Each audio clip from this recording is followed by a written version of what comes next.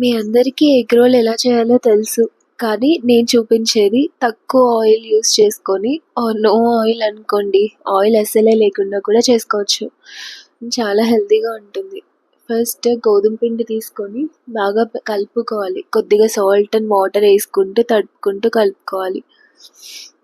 గట్టిగా కలిపిన తర్వాత కనీసం ఒక అరగంట పాటు మూత పెట్టి పక్కన పెట్టాలి. అప్పుడే మీకు చపాతీ అనేది సాఫ్ట్ వస్తుంది. ఇప్పుడు నేను చేసేది లేయర్స్ వచ్చే చపాతీ. అండ్ నార్మల్గా లేయర్స్ రావాలి అంటే కొద్దిగా ఆయిల్ వేయాలి అంటారు. బట్ ఆయిల్ లేకుండా కూడా లేయర్స్ వస్తుంది. దీనిలోకి స్టఫ్ కోసం ఒక 2 టమాటాలు, ఒక చిన్న సైజ్ ఆనియన్, అలానే ఒక పచ్చిమిర్చి, మళ్ళీ కారం ఉంటుంది తినలేం. ఇవన్నీ చిన్నగా కట్ చేసుకోవాలి, చాలా సన్నగా నేను చూపించే విధంగా. ఇవన్నీ ఒక బౌల్లోకి తీసేసుకొని దీనిలో కొద్దిగా salt and half table spoon అయినా 1 టీ స్పూన్ అయినా లెమన్ జ్యూస్ వేసుకొని బాగా మిక్స్ చేసుకోవాలి.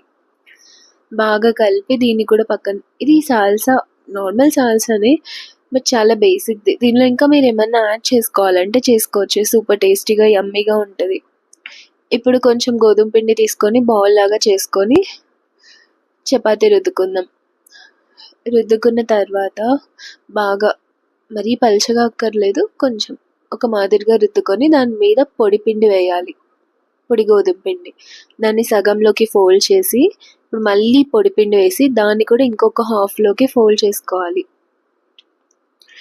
ఇది కొంచెం ఇప్పుడు జాగ్రత్తగా రోల్ చేయాలి, లేకపోతే స్కిడ్ అయ్యి మొత్తం జారిపోయి పిండి అంతా వేస్ట్ అవుతుంది.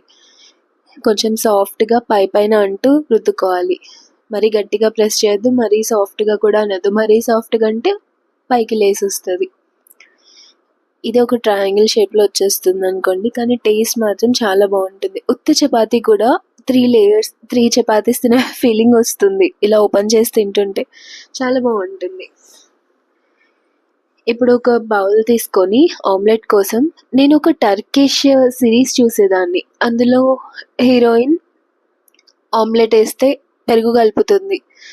అది ఎలా వస్తుందో ట్రై చేద్దామని నేను ఒకసారి చేశాను. చాలా బాగుంటుంది. ఎంత కమ్మగా ఉంటుందో తెలుసా, ఒకసారి మీరు ట్రై చేయండి. సో 1 టేబుల్ స్పూన్ కర్డ్ వేసుకొని దానిలో ఒక 2 ఎగ్స్ వేసేసుకొని సాల్ట్, పెప్పర్ లేదా కారం పొడి వేసుకొని బాగా బీట్ చేసి పక్కన పెట్టుకుందాం.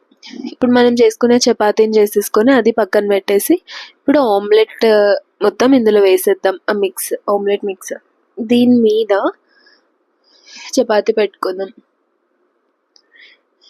ఇది 2 సైడ్స్ కాలక్కర్లేదు, 1 సైడ్ బాగా కాలిన తర్వాత లోపల కూడా ఉడికిపోతుంది.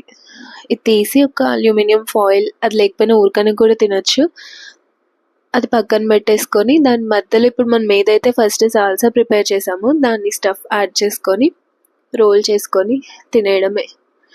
లంచ్కి కానీ డిన్నర్కి కానీ ఎప్పుడైనా అన్నం తినాలనిపించట్లేదు, చపాతీ తినాలి అంటే ఉత్త చపాతీ ఏం తింటాం అబ్బా బోర్ అనుకునే వాళ్ళు వెరైటీగా ఇలా ట్రై చేయొచ్చు.